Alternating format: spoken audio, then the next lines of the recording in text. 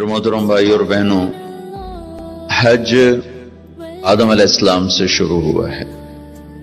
عبادات میں کوئی اجتہاد اور عقل نہیں، جیسے اللہ نے کہا ہے ویسے کرنا ہے۔ نماز اپنی عقل سے ہم معلوم نہیں کر سکتے، روزہ ہے، حج ہے۔ عبادات میں جیسے آسمان والے نے بتایا اور جیسے جناب رسول اللہ صلی اللہ علیہ وسلم نے کر کے دکھلایا، بس ہم نے وہ کرنا ہے۔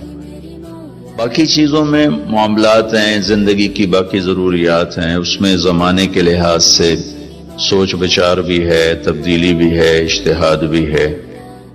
عبادت اسے کہتے ہیں جس میں بس جو اللہ نے کہا، جو اس کے نبی نے فرمایا، کر کے دکھایا، ویسے کرنا ہے۔ ہمارے نبی پاک کا میں تھوڑا سا آپ کو مختصر خاکہ حج کا بتا دیتا ہوں۔ جناب رسول اللہ صلی اللہ تعالی علیہ وسلم نے حج کا جب اعلان فرمایا، یہ 10 ہجری، تو اطراف سے قبائل جمع ہوئے، کوئی 12,000 کا مجمع اکٹھا ہو گیا مدینہ میں۔ 25 تاریخ کو بروز ہفتہ آپ نے نماز ظہر سے پہلے غسل فرما کے 2 چادریں احرام کی نیت کے بغیر 2 چادریں باندھ، کرتا بھی اتار دیا، تہمد بھی اتار دیا۔ سحارا ایک بستی ہے جو آج کل مسقط میں آتی، وہاں سے ایک کپڑا آتا تھا، اس کی آپ نے 2 چادریں لی۔ پھر آپ نے ظہر کی نماز کے بعد اپنے پورے قافلے کو لیا، ذوالحلیفہ جس کو آج کل ابیار علی کہتے ہیں، یہاں آپ نے آ کر قیام فرمایا، اور عصر، مغرب، عشاء اور فجر اور ظہر 5 نمازیں آپ نے یہاں ادا فرمائیں۔ آپ گزر رہے تھے کہ جبریل ہے کہ یا رسول اللہ، اللہ فرما رہے ہیں یہ پاک وادی ہے، یہاں آپ قیام فرمائیں۔ ایک رات کی قیام کے بعد صبح آپ نے فجر کی نماز کے بعد غسل فرمایا، خوشبو لگائی، اپنے بالوں کو تیل لگایا، پھر شہد لگایا۔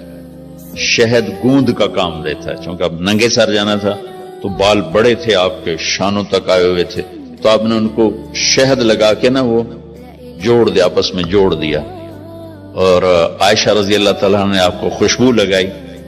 جسم پہ خوشبو لگا سکتے ہیں احرام سے پہلے، احرام کے کپڑے کو نہیں، جسم پہ خوشبو لگا سکتے ہیں احرام کی نیت کرنے سے پہلے۔ بالوں میں، مانگ میں آپ نے خوشبو لگائی۔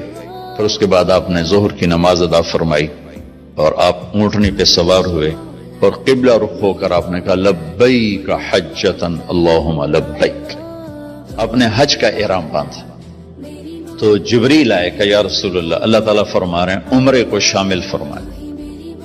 وہاں سے آپ چلے، آپ کے ساتھ کوئی 12,000 کا مجمع تھا، اور آپ ملل میں آپ نے قیام فرمایا۔ ملل سے نکلے، روحا میں پہنچے۔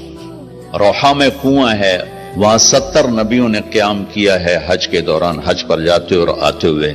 وہاں آپ نے بھی قیام فرمایا، رات بھی ٹھہرے۔ روحا سے چل کر آپ عثایا پہنچے، عثایا سے عرج پہنچے، عرج سے ابوا پہنچے۔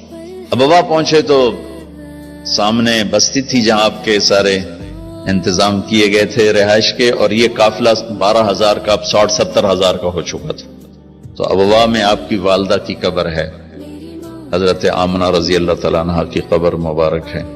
تو آپ سڑک سے یوں ہٹ گئے، اندر پہاڑوں میں چلے گئے۔ اکثر مجمع تو نیا تھا، انہیں نہیں سمجھ میں آیا کہ اللہ کے نبی اندر کہاں جا رہے ہیں۔ چندے کو پتا تھا کہ آپ کہاں جا رہے ہیں، تو آپ چلتے چلتے چلتے چلتے چلتے ایک جگہ اپنے اونٹنی کو بٹھایا، کوئی وہ 70-80 فٹ اونچا پہاڑ ہے، تو وہاں سے آپ اوپر چڑھے۔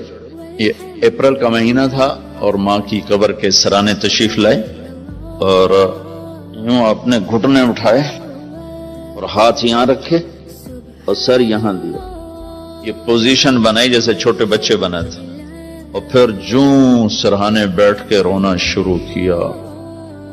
صدمہ تو چند دنوں بعد بھول جاتا، میں اب اپنی ماں کے یاد میں رونا بھی چاہوں تو رونا نہیں آتا، اپنے باپ کی یاد میں رونا بھی چاہوں تو رونا نہیں آتا۔ اور میرے نبی کو 57 برس گزر چکے تھے ماں کے گئے ہوئے، تو وہ 57 سال پرانا درد ابھی زخم بھرا نہیں، آپ اس پوزیشن میں بیٹھے اور اتنا روئے کہ سارا رواں آپ کا آنکھ بن کے رو رہا تھا، اور ساری داڑھی آپ کی آنسوں سے تر ہو گئی، اور آپ نے آگے جانے سے انکار کر دیا کہ میں آج رات اپنی ماں کے پاس ٹھہروں گا۔ آپ نے رات وہیں گزاری۔ کیا رات تھی! ابواس سے چلے تو آپ عصفان پہنچے۔ عصفان تھے تو آپ نے کہا ابوبکر یہ کون سی جگہ ہے؟ کہا جو عصفان۔ کہا میں دیکھ رہا ہوں ہود اور صالح علیہ السلام گزر رہے ہیں اس وادی سے، لبیک کہتے ہوئے حج کو جا رہے ہیں۔ عصفان سے آپ مر الزہران پہنچے، پھر وہاں سے آپ صرف پہنچے، پھر وہاں سے آپ تنعیم پہنچے۔ تنعیم میں آپ نے احرام کی چادروں کو تبدیل فرمایا، جو 2 چادریں مدینہ میں زیب تن فرمائی تھی، تنعیم اتار کر 2 نئی چادر اسی کپڑے کی۔ پھر مکہ کے ٹاپ سے آپ انٹر ہوئے اور بیر زی طوا کے کنویں پر آ کر آپ نے قیام فرمایا۔ یہ ہے اتوار کی رات، 25 کو چلے اور 4 کی رات کو، یہ مہینہ 29 کا تھا، تو 4 کی رات کو آپ مکے پہنچ گئے۔ اتوار کو صبح آپ نے غسل کیا، خالی پانی بہایا اور عمرہ کے لیے تشریف لے گئے۔ صفا مروہ کی طرف سے آپ پہنچے، باب و بنی شیبہ کے سامنے آپ نے اونٹنی کو بٹھایا تو بنو ہاشم خاندان کے بچے آ گئے، ان سب کو ملے، کئیوں کو اونٹنی پہ بٹھا لیا، کئیوں کو پیار کیا، گلے لگایا، پھر ان سب سے ہو کر باب و بنی شیبہ، یہ باب و بنی عبد مناف تھا، آپ کے خاندان کا دروازہ تھا، اس سے آپ انٹر ہوئے، اور جب آپ فارغ ہوئے تو باب و بنی مخزوم سے آپ باہر نکلے۔ آپ نے جاتے ہی حجر اسود کا بوسہ لیا، پھر سجدہ کیا، پھر بوسہ لیا، پھر سجدہ کیا، پھر بوسہ لیا، پھر سجدہ کیا، پھر آپ رونے لگے، بہت روئے۔ اس کے بعد آپ طواف شروع فرمائے۔ تیسرے یا چوتھے چکر میں آپ نے پانی بھی پیا، اور حضرت عمر سے فرمایا کہ عمر حجر اسود کے بوسے پہ لڑائی نہ کرنا، جگہ ملے تو لے لینا، جھگڑا نہ کرنا، جیسے ہمارے نادانی میں لوگ وہاں عورتیں بھی ایسی حماقت کرتی ہیں کہ ایک سنت عمل کے لیے فرض چھوڑ دیتے کہ مرد عورت کا یوں آپس میں اختلاط، یہ اس سے بچنا فرض ہے، اور وہ ایک سنت کے لیے گھس رہی، اور لڑائی جھگڑے فساد، قریب بھی نہیں جانا چاہیے۔ اللہ کے نبی نے استلام کیا، جب رش ہو گیا تو آپ کے پاس ایک لکڑی تھی، وہ دور سے یوں لکڑی کو لگا کر اور اس کا بوسہ لے لے۔ پہلا آپ نے بوسہ لیا، اس کے بعد رش ہو گیا، پھر آپ نے ہر دفعہ بوسہ میں ایک دفعہ بوسہ لیا، اس کے بعد آپ کے پاس ایک لکڑی تھی، اس لکڑی کو آپ یوں چھوتے تھے اور حجر اسود کو، اور اس کا بوسہ لے لیتے تھے۔ بوسہ صرف ایک دفعہ، پھر جب آپ نے 2 نفل پڑھ لیے اور تشریف لے گئے صفا مروہ کے لیے، تو پھر حجر اسود کا بوسہ لیا، اور آپ نے جا کر صفا مروہ پہ 7 چکر پورے کیے۔ بعض روایت میں ہے کہ 3 چکر پیدل کیے، پھر مجمع زیادہ ہو گیا تو 4 اونٹنی پر بیٹھ کر گیا تاکہ لوگ دیکھ لیں۔ اس کے بعد آپ نے اعلان فرمایا کہ بھئی جن کے پاس قربانی کا جانور نہیں ہے وہ احرام کھول دو۔ تو صحابہ نے کہا یا رسول اللہ آپ کھولیں، تو آپ نے فرمایا کہ میرے پاس قربانی کا جانور ہے، ابو بکر کے پاس، عمر، زبید، طلحہ یہ نہیں کھولیں گے جو کہ ان کے پاس بھی قربانی کا جانور ہے، باقی جن کے پاس نہیں کھول دو۔